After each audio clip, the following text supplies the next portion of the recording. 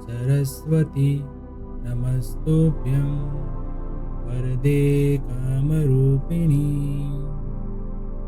विद्यारम्भं करिष्यामि सिद्धिर्भवतु मे सदा।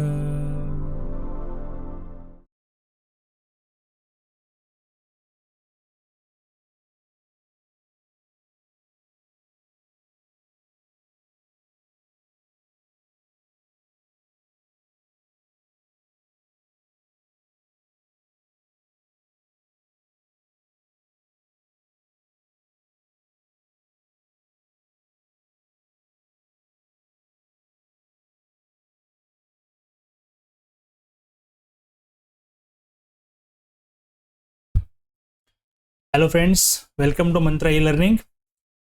TY BCom sem 5 management account का हमारा चैप्टर है रेशियो एनालिसिस। इसका लेक्चर नंबर 5 आज हम देखेंगे और आज एक और प्रैक्टिकल क्वेश्चन हम देखने जा रहे हैं। अभी तक हमने 2-3 प्रैक्टिकल क्वेश्चन देखे जिसमें अलग अलग तरीके से इंफॉर्मेशन जो प्रोवाइड की है, अलग अलग तरीके से टॉपिक जो यहाँ पे रेशियो एनालिसिस में जितने भी कवर किए वो हमने 1 बाय 1 प्रैक्टिकल क्वेश्चन में कवर किए। वो चाहे 2 साल का कंपेरेटिव रेशो हो, फिर इंडस्ट्री के साथ कंपेरेटिव रेशो एनालिसिस हो, या फिर नॉर्मल रेशो एनालिसिस की कैलकुलेशन समझने के लिए हमने 1-2 क्वेश्चन किए। ठीक है, तो चलिए और इसकी प्रैक्टिस में हम आगे बढ़ते हैं। और आज का जो क्वेश्चन है हमारा वो है क्वेश्चन नंबर 10। सबसे पहले एक क्वेश्चन का हम डिटेल देख लेते हैं। तो यहाँ पे हमें 2 साल का देखो बैलेंस शीट दिया हुआ है। The balance sheet of Kailash company limited as on 31 December 11। तो ये जो बैलेंस शीट है वो दिसंबर का है। इसके पहले हमने क्वेश्चन देखा था वहां पे मार्च का था, अप्रैल टू मार्च, और यहाँ पे जो है वो 11 और 12 यानी कि कैलेंडर ईयर के हिसाब से हमें यहाँ पे बैलेंस शीट दी हुई है। ठीक है, तो ये खाली चेंजेस हुआ है ईयर का डेट के हिसाब से, वो भी यहाँ पे हमें ध्यान में रखना है। ठीक है, चलो उसके बाद देखते हैं एडिशनल पर्टिकुलर डिटेल्स में क्या दिया है। तो ये देखो 31 दिसंबर 11 का क्लोजिंग और ये 31 दिसंबर 12 का क्लोजिंग, जिसमें दिया है सेल्स में क्या डिटेल दिया है। तो credit sale are 3 times cash sale, credit sale are 3 times cash sale. तो यहाँ पे भी क्रेडिट सेल और कैश सेल का हमें रेशियो फाइंड करना पड़ेगा, और ये टोटल सेल है उसमें से हमें कैश और क्रेडिट अलग करना पड़ेगा। फिर दिया है परचेज, देखो ये परचेस और परचेस एक्सपेंस एक नई डिटेल यहाँ पे दे दी। फिर office expense, sales distribution expense.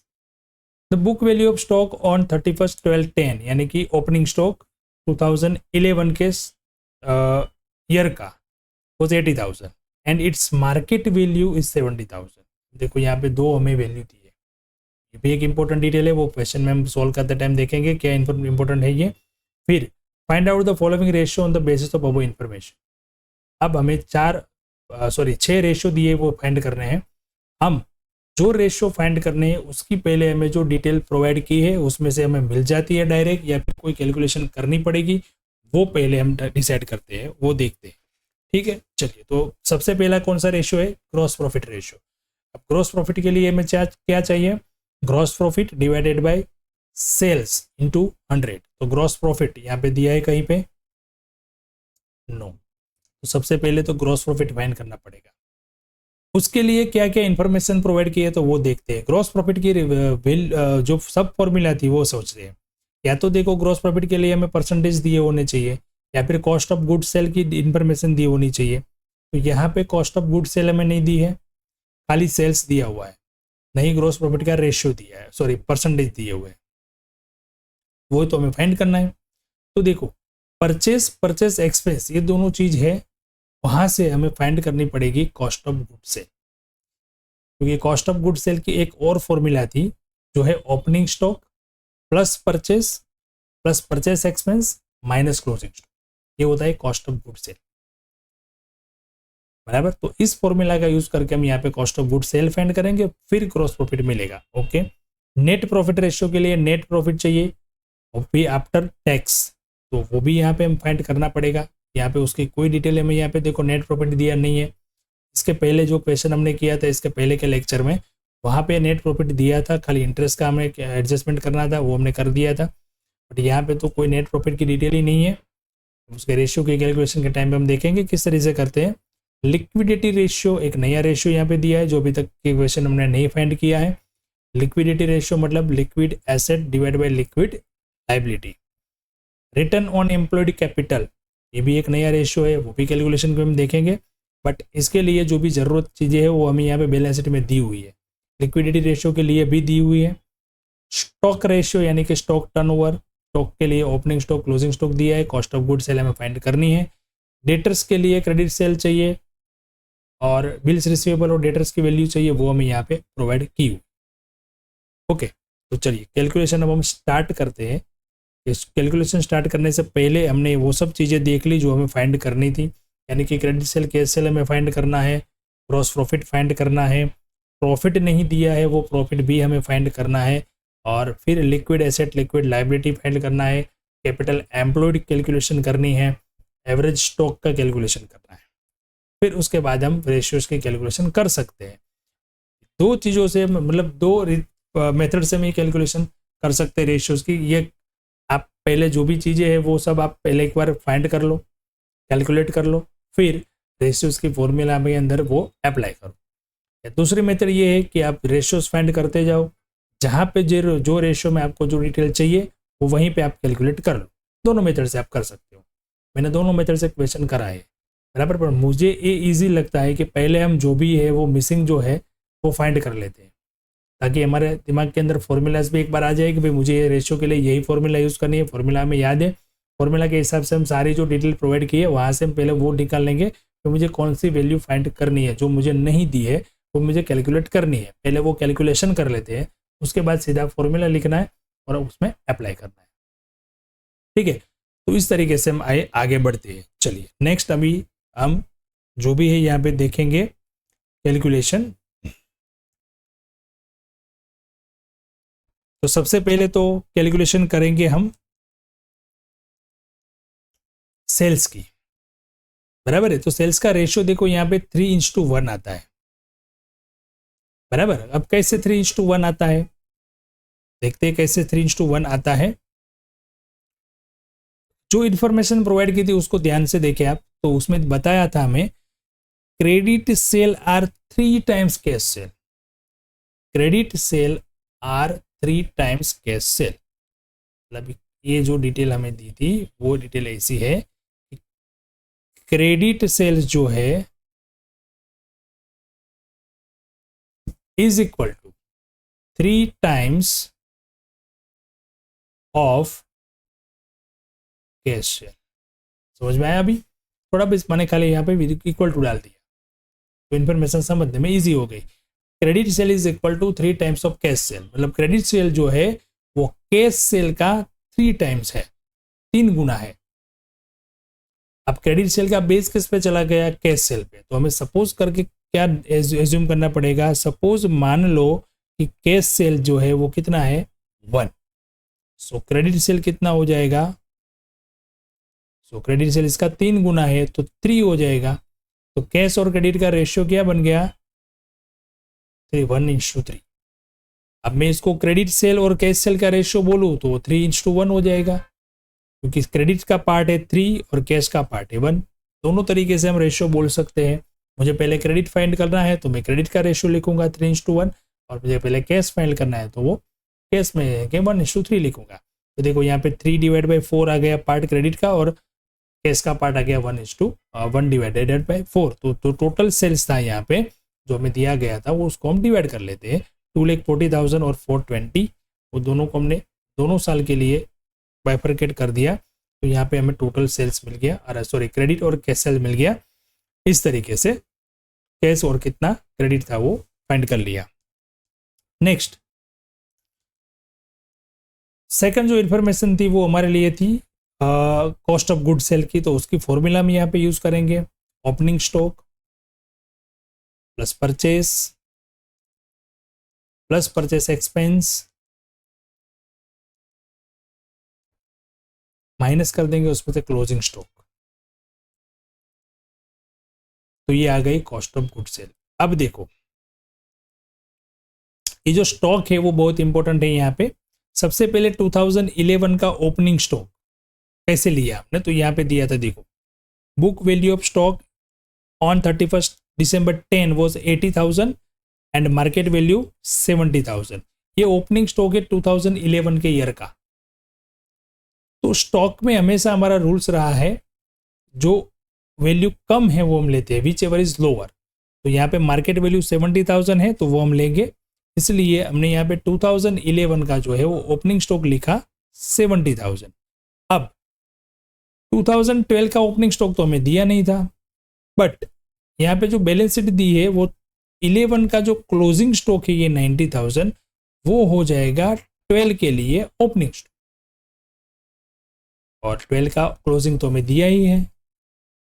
अब क्लियर हुआ? तो यहाँ पे 70,000 में जो इन्फॉर्मेशन दी थी वहां से लिया, 11 का क्लोजिंग, ये 12 का हो गया ओपनिंग, फिर इसका दोनों का क्लोजिंग तो हमें दिया हुआ था 90,000 और 1,10,000। परचेस एक्सपेंस भी दिया हुआ था, और इस तरीके से हम यहाँ पे फाइंड कर ली कॉस्ट ऑफ गुड सेल। अब ये सेल्स हो गया ए, और ये हो गई कॉस्ट ऑफ गुड सेल। तो sales minus cost of good sale यहाँ पे फाइंड कर सकते हैं ग्रॉस प्रॉफिट। तो सबसे पहली फॉर्मूला जो हमें यूज करनी थी ग्रॉस प्रॉफिट रेशियो की, उसमें हमने इस तरीके से कैलकुलेशन कर ली। अब सीधा हमें फॉर्मूला में अप्लाई ही करना रहेगा, ठीक है। और क्या हमें फाइंड करना था, दूसरी कोई वैल्यू, फिर से वापस क्वेश्चन में जाके देख लेते हैं। Yes, net profit. देखो, नेट प्रॉफिट के लिए हमें कुछ इन्फॉर्मेशन यहाँ पे प्रोवाइड नहीं की थी, तो कॉस्ट ग्रॉस प्रॉफिट के लिए भी नहीं थी। ग्रॉस प्रॉफिट के लिए हमने यहाँ से पता किया कि भाई परचेस वगैरह दिए, तो देखो ये बाकी के एक्सपेंस भी हमें यहाँ पे प्रोवाइड किए हुए हैं। ये प्रॉफिट एंड लॉस स्टेटमेंट नहीं दिया है, but profit and loss statement की कुछ ये जो आइटम यहाँ पे प्रोवाइड की है उससे हम प्रॉफिट फाइंड कर सकते हैं। जैसे हमने ग्रॉस प्रॉफिट फाइंड किया उसी तरीके से हम नेट प्रॉफिट भी फाइंड कर सकते हैं। कैसे? तो ग्रॉस प्रॉफिट तो मिल गया, अब उसमें से ये जो एक्सपेंसेस जो है प्रॉफिट एंड लॉस का वो हम माइनस कर लेंगे, तो मुझे मिल जाएगा नेट प्रॉफिट। ठीक है, चलो देखो, ये ग्रॉस प्रॉफिट आ गया 80,000 और 1,05,000। ठीक है, अब उसमें से माइनस कर लेंगे ऑल एक्सपेंसेस जो भी दिए थे। वो ऑल पे क्या था, ऑफिस एक्सपेंस था, सेलिंग एक्सपेंस था। इस दोनों का टोटल करके हमने यहाँ से 80,000 में से माइनस कर लिया, यानी कि 80,000 में से ये 40 + 30 यानी कि 72, और ये 85। 80,000 में से 72 माइनस किया तो प्रॉफिट कितना आ गया, 8,000, और यहाँ पे आ गया 20,000। अब ये जो प्रॉफिट है वो क्या है, EBIT, मतलब earning before interest and tax. क्यों? क्योंकि हमें यहाँ पे इंटरेस्ट की कोई इन्फॉर्मेशन नहीं दी है और प्रॉफिट की यानी कि टैक्स का कोई इन्फॉर्मेशन नहीं दिया है। चलिए अब आइए इंटरेस्ट की बात करें, तो इंटरेस्ट में देखो यहाँ पे डिबेंचर दिए है 90,000, बट डिबेंचर का कोई परसेंटेज नहीं दिया है, डिबेंचर का कोई परसेंटेज दिया नहीं है। तो EBIT से अब हम PAT कैसे फाइंड करेंगे? तो सबसे पहले तो उसमें से I हटाना पड़ेगा, यानी कि इंटरेस्ट ऑन डिबेंचर हटाना पड़ेगा, वो हम लिख लेंगे डैश। डिबेंचर है बट इंटरेस्ट का कोई क्लैरिफिकेशन नहीं, डिबेंचर है तो उसके ऊपर इंटरेस्ट है, पर हमें यहाँ पे डिटेल प्रोवाइड करनी पड़ेगी कि 10% का डिबेंचर है, 8% का है, या फिर इंटरेस्ट की अमाउंट देनी पड़ेगी। वो नहीं है तो हम मान लेते कि इंटरेस्ट डिबेंचर का नहीं है। अब आ गया PBT। अब इसमें से माइनस कर लेंगे हम टैक्स, तो टैक्स का भी कोई इंफॉर्मेशन क्वेश्चन में यहाँ पे नहीं है। देखो, कोई भी चीज नहीं है, आपको एज्यूम नहीं कर लेना है कि 50% टैक्स, 10% डिबेंचर इंटरेस्ट, नहीं, जो डिटेल दिया है उस हिसाब से कैलकुलेशन करना है। आपको पूरा क्वेश्चन यहाँ पे आपके सामने है, आपको कहीं पे भी टैक्स की इंफॉर्मेशन दी है नहीं, कहीं पे भी आपको डिबेंचर के इंटरेस्ट की अमाउंट दी है, उसके परसेंटेज दिए है नहीं, तो मान लेते कि वो नहीं है, यानी कि उसके बिगर ही हमें कैलकुलेशन करनी है। तो EBIT ही हमारा बन गया PA। चलिए डन है। उसके बाद कैलकुलेशन करनी पड़ेगी हमें लिक्विडिटी रेशियो के लिए, लिक्विड एसेट लिक्विड लायबिलिटी कर लेंगे। रिटर्न ऑन कैपिटल एम्प्लॉयड, तो कैपिटल एम्प्लॉयड में फाइंड करनी पड़ेगी। स्टॉक के लिए एवरेज स्टॉक फाइंड करना पड़ेगा। तो चलो ये सारी चीजें हम फाइंड कर लेते हैं पहले।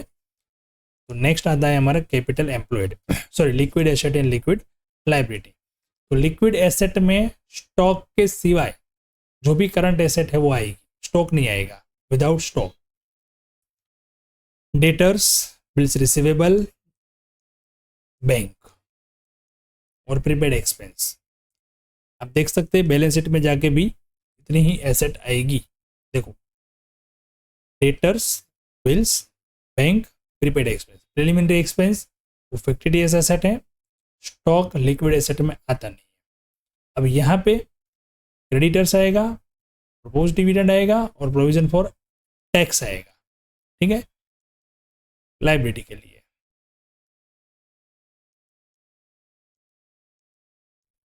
क्रेडिटर्स, प्रपोज डिविडेंड और प्रोविजन फॉर टैक्स, अब इसका टोटल कर लेंगे तो मिल जाएगी current liability, liquid liability. Then आता है कैपिटल एम्प्लॉयड। कैपिटल एम्प्लॉयड का मतलब होता है शेयर कैपिटल। शेयर के अंदर, शेयर कैपिटल जब हम बोलते हैं तो उसके अंदर इक्विटी और प्रेफरेंस दोनों आता है, इक्विटी शेयर कैपिटल और प्रेफरेंस शेयर कैपिटल। फिर आता है रिजर्व, P&L, डिबेंचर, यस, ये देखो खास, सिक्योर्ड लोन, और इसमें से 50 डेज एसेट यानी कि प्रिलिमिनरी एक्सपेंस माइनस कर लेंगे। एक कैलकुलेशन मैंने आगे एक लेक्चर में बताई है आपको, यानी फर्स्ट लेक्चर में जो रेशियो एनालिसिस का था, वहाँ पे जो भी इंफॉर्मेशन मैंने समझाई थी, जो भी मिसिंग फिगर हमें जो भी फाइंड करने हैं वो कैसे फाइंड करने हैं, उसके लिए मैंने एक capital employed, share holders fund, equity share holders fund, ये तीनों की कंपेरेटिव कैलकुलेशन करवाई। वो कैलकुलेशन से आपको पता चलेगा कि कैपिटल एम्प्लॉयड में क्या क्या आता है। कैपिटल एम्प्लॉयड मतलब पूरी कैपिटल जो भी है वो सब, equity share, preference share, outside डेप्ट यानी कि डिबेंचर, लोन, सब कुछ, और 50 डेज एसेट माइनस करना है। फिर आता है शेयर होल्डर्स फंड, तो शेयर होल्डर्स फंड्स में से डिबेंचर और लोन गायब हो जाता है, यानी कि वो आएगा नहीं। शेयर होल्डर यानी कि शेयर होल्डर्स यानी कि equity share, preference share, reserve, और माइनस 50 डेज एसेट। फिर आता है इक्विटी शेयर होल्डर, तो उसमें से प्रेफरेंस शेयर गायब हो जाता है। इस तरीके की कंपेरेटिव कैलकुलेशन थी जो हमने फर्स्ट लेक्चर में किया, तो वो भी आपको याद रखनी, आपको क्वेश्चन के अंदर वो कैलकुलेशन के लिए इजी रहेगा सब कुछ, ठीक है।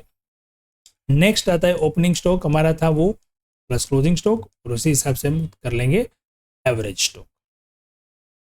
तो इतनी जो भी इंफॉर्मेशन हमें जरूरत थी वो सब हमने यहाँ पे कैलकुलेशन कर लिया। अब सारा डेटा हमारे पास है, अब हमें ओनली जो है वो फाइंड करना है रेशियोज। फॉर्मूला लिखेंगे, सबसे पहला था ग्रॉस प्रॉफिट रेशियो, दोनों साल के लिए फाइंड करना है। तो फर्स्ट ईयर लिखे थे 11 यानी कि 80,000 और 2,40,000 सेल्स था उसका, कितना आएगा 33.3, 25%। तो इससे पता चलता है कि हमारा ग्रॉस प्रॉफिट रेशियो 11 में जो था उससे 12 में कम हुआ है, 33% से लेके 25% हुआ है। ओके, अब उसको हम सेल्स से कंपैरिजन करके देखते हैं। देखो सेल्स, देखो यहाँ पे सेल्स बढ़ा है, 40 से लेके 420 हुआ, बट प्रॉफिट का रेशियो कम हुआ, यानी कि टर्न ओवर बढ़ा तो ग्रोथ प्रॉफिट रेशियो कम हुआ, 33 से लेके 25, ठीक है।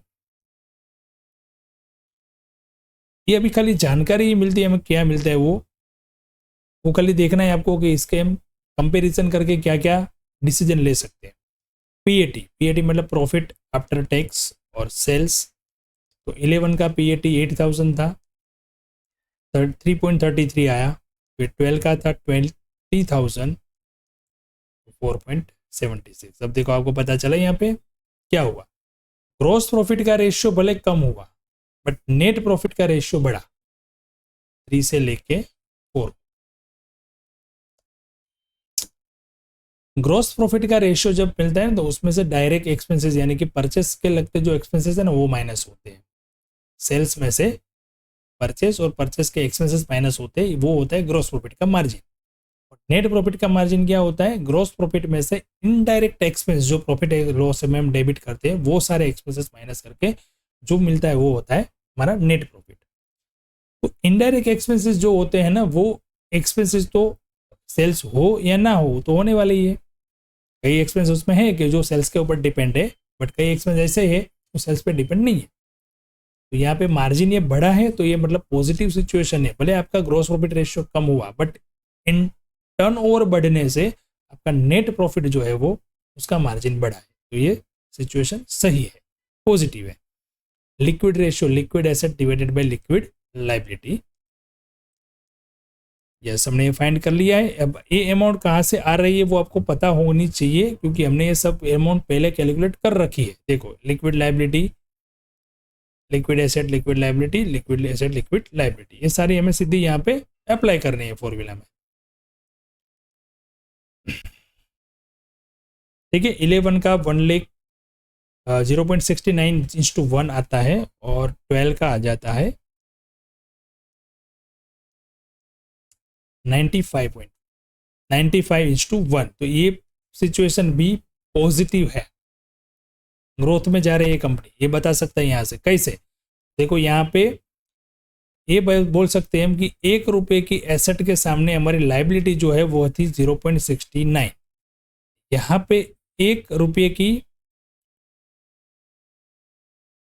एसेट के सामने लायबिलिटी हुई 0.95, सॉरी, तो ये नेगेटिव है, मतलब लायबिलिटी बढ़ी है यहाँ पे, बराबर। तो लिक्विड रेशियो जब बढ़ेगा तो ये नेगेटिव सिचुएशन है, मतलब लायबिलिटी बढ़ रही है, एसेट कम हो रही है ऐसा नहीं बोल सकते। एसेट बढ़ रही है, लायबिलिटी भी बढ़ रही है, बट लायबिलिटी ज़्यादा बढ़ रही है, तो ये नेगेटिव एडवर्स पॉजिटिव है।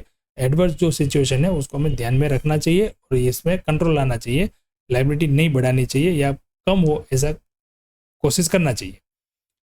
रिटर्न ऑन कैपिटल एम्प्लॉयड, तो उसकी फॉर्मूला थी EBIT divided by capital employed into 100। EBIT भी हमने फाइंड किया था, 80,000 नेट प्रॉफिट जो था वही था, क्योंकि इंटरेस्ट और टैक्स की डिटेल हमारे पास नहीं है। तो ये आता है 2.5% 11 के हिसाब से, और 12 के हिसाब से देखें तो 3.57। तो देखो ये भी पॉजिटिव है, मतलब कि अच्छी पोजीशन है यहाँ पे कि रिटर्न ऑन कैपिटल एम्प्लॉयड, जितनी भी हमने कैपिटल एम्प्लॉयड की है, मतलब इन्वेस्टमेंट जितना भी हमारी कंपनी में किया हुआ है, उसका जो रिटर्न है वो रिटर्न का रेट यहाँ पे ज़्यादा है, 2.5% से बढ़ के 3.57, यानी कि 1% से ज़्यादा बढ़ा है। तो बहुत ही अच्छा है, बराबर। जितना भी इन्वेस्ट कर रहे हैं उस पर हमें अच्छा रिटर्न मिल रहा है, ये सिचुएशन ये बता रही। अब नेक्स्ट देखते हैं स्टॉक रेशियो, यानी कि stock turnover, cost of good sale divide by average stock, 160 80,000 यानी कि 2 टाइम्स, और 12 का था 3.15 टाइम्स, यानी 3.15 ऐसा नहीं होता है, ये हम उसको बोल सकते हैं 3 टाइम्स, बट हम रेशियो की फिक्स कैलकुलेशन करने के लिए 3.15 टाइम्स भी लिख सकते हैं, ऐसा नहीं है, बट हम अप्रोक्स 3 टाइम्स ऐसा लिख सकते हैं। तो ये सिचुएशन जो है वो टर्नओवर पे डिपेंड है। देखो टर्नओवर बढ़ा था तो ग्रॉस प्रॉफिट का रेशियो घटा था, बट नेट प्रॉफिट का बढ़ा था, तो सही है। अब ये स्टॉक का जो है वो टर्नओवर पे डिपेंड ही है, बराबर। आप जितना बेचोगे ज़्यादा तो उतना टर्नओवर भी बढ़ेगा, तो उसी हिसाब से यहाँ पे टर्नओवर बढ़ा है। तो ऐसा कोई इसका रीज़न भी हमें पता चल गया कि क्यों बढ़ा है, तो ये सही है, बराबर है। डेटर्स का रेशियो जो है वो देखते हैं, 11 में आता है डेटर्स का रेशियो 60 डेज, और 12 में आता है डेटर्स का रेशियो 100 डेज। तो ये सिचुएशन भी अच्छी नहीं है, मतलब कि हमने सेल्स बढ़ाया, टर्नओवर बढ़ाया, बट सेल्स के अंदर बढ़ा क्या है, क्रेडिट सेल ज़्यादा बढ़ा है। तो इसके लिए कंपनी के अंदर जो कैश फ्लो आना चाहिए, जो कैश इनफ्लो आना चाहिए, वो कम हुआ है। कम हुआ ऐसा तो नहीं बोल सकते, लेकिन उसका ड्यूरेशन पीरियड जो है वो बढ़ गया, मतलब पहले 60 डेज में पैसा आता था, अब 100 डेज में पैसा आने लगा। तो वर्किंग कैपिटल का जो था, वर्किंग कैपिटल कहीं ना कहीं यहाँ पे वीक हुई, क्योंकि पैसा नहीं आएगा। सेल्स तो हो गया बट पैसा नहीं आएगा, तब तक आगे का काम कैसे चलेगा। तो ये 60 डेज से 100 डेज तक गया, ये रेशियो भी नेगेटिव है, इसको हमें कम से कम करके 60 डे पे लाना चाहिए, तभी कंपनी के अंदर वर्किंग कैपिटल रिक्वायरमेंट जो है वो फुलफिल होगी, कैश इनफ्लो जो है वो रहेगा। तो ये सारे रेशियोज जो है वो इस तरीके से हमें इंफॉर्मेशन प्रोवाइड करता है। कंपनी के फाइनेंशियल स्टेटमेंट से या फाइनल अकाउंट के हमके फाइनल अकाउंटिंग से हमें जो भी फाइनेंशियल स्टेटमेंट जो भी मिलते हैं, उसका यूज़ करके हम कंपनी की सिचुएशन कैसे सुधार सके, कंपनी को ग्रोथ में कैसे ले जाए, कंपनी का कहाँ कहाँ पे मैनेजमेंट में कुछ ना कुछ लूपहोल्स है, वो सब हम जान के उसको हम सॉल्व कर सकते हैं। तो ये मैनेजमेंट अकाउंटेंट का काम, ठीक है। तो मैनेजमेंट अकाउंटेंट क्या कर सकता है, क्या करना है, वही सारी चीज़ें हमें मैनेजमेंट अकाउंटिंग के अंदर पढ़नी है, ठीक है। और ये बहुत ही इंपॉर्टेंट है। मैं आपको पहले से जब से चैप्टर शुरू करा तब से मैं आपको समझा रहा हूँ, तब से आपको मैं बता रहा हूँ कि ये रेशियो एनालिसिस जो है वो बहुत बढ़िया एक अभी के टाइम के अंदर, मॉडर्न के टाइम के अंदर देखा जाए तो ये बहुत ही टेक्निक यूज़ होने वाली है और बहुत ही यूज़ होता है इसका। और इसी हिसाब से कंपनी के आगे के 5, 7, 10 साल के जो भी गोल जो भी है वो सब वो क्रिएट होता है और कंपनी को ग्रोथ में लाया जाता है, ठीक है फ्रेंड्स।